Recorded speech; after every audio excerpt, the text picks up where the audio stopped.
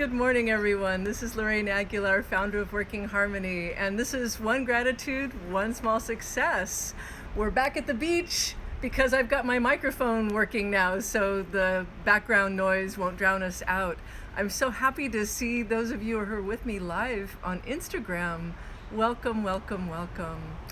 So it's 10 o'clock in the Pacific time zone, which means you get to type in the comments your gratitude for the day.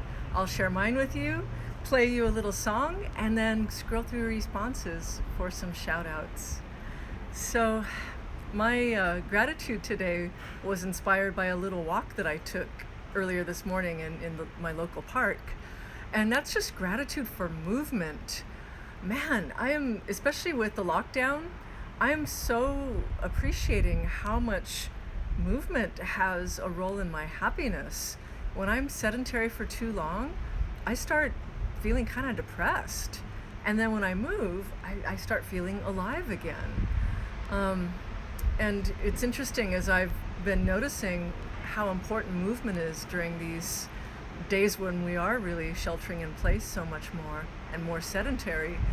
I keep having flashbacks about my grandmother who lived, may she rest in peace, she lived to be over 100, and during her final years when she was bedridden, I remember when we would visit her that she would often reach her arms out to us, not just for the embrace and love and affection that we would give her, but she wanted someone to get her out of bed, and when she was able to talk, she would ask for it. She'd be like, "Get me out, I want to get up and out." And it was so heartbreaking to watch the caregivers say, "We're sorry, but we cannot transport you outside. You're not able to move." And it was so heartbreaking to watch her yearn for movement in her life and to be denied that based on her body and the kind of care that she was being given. So I'm really appreciating that I'm able to move, even though with not as much freedom these days as I would like, but it's still so precious to me. So that's my gratitude for movement in my life and its connection to my happiness. So what is yours? And since I told you about my grandmother, I'm going to play one of her favorite songs.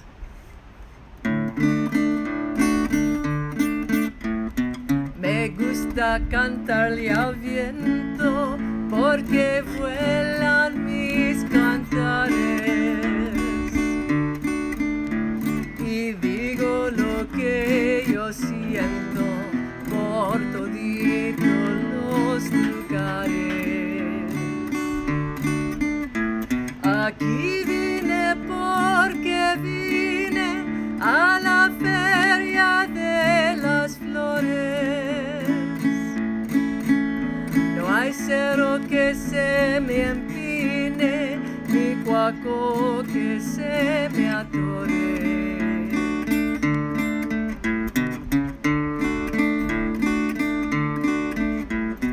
En mi caballo retinto he venido de muy lejos y traigo pistola al cinto y con ella doy consejos. Atravesé la montaña pa' venir a ver las flores. Hay una rosa urania que es la flor de mis amores.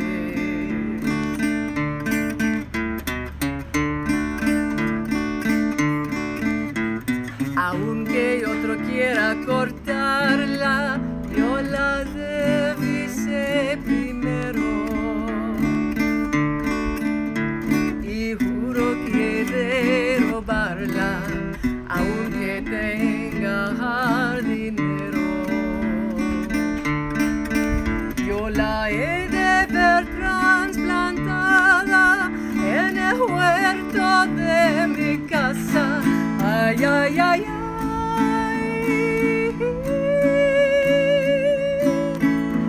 Y si sale el jardinero a ver qué pasa.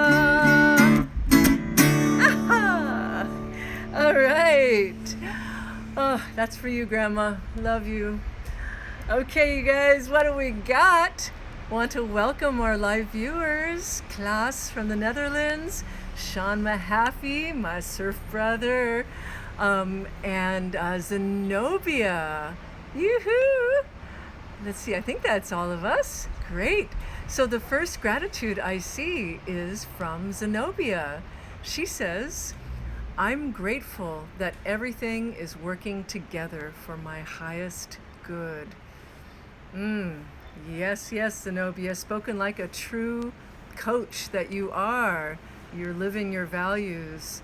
By the way, folks, Zenobia is my favorite podcaster.